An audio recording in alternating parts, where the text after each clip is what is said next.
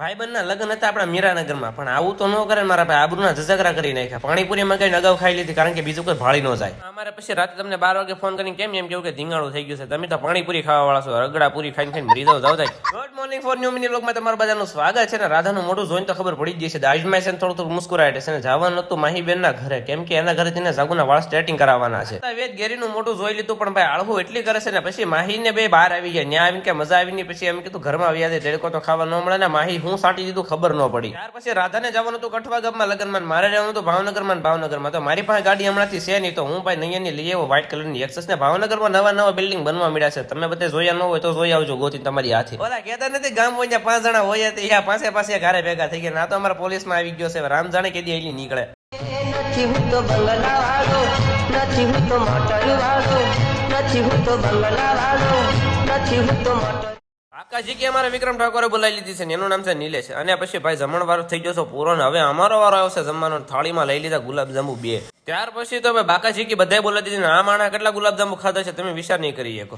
ત્યારબાદ પછી વરરાજાને ગાડી સજાવવા માટેનું વસ્તુ બધું લેવા જવાનું હતું, તો આવી ગયા આપણે શ્રીજી ડેકોરેશનમાં. ત્યાર પછી ફૂલ ને એવું ઘણું બધું લેવાનું હતું, તો લઈ લીધું ને બુક્કાજી કે બોલાવી દીધી. ત્યારબાદ થોડી વસ્તુ હજી બાકી હતી એટલે આવી ગયા ગામમાં બધી વસ્તુ લેવા માટે. ત્યારબાદ પછી ઘરે આવ્યા હતા, ડીજે ચાલુ થઈ ગયું હતું ને. 8 એને ડિસ્કો કરવા માટે બહુ બધું કરે છે, પણ એને સ્ટ્રગલ કોઈ કરી ન દીધું.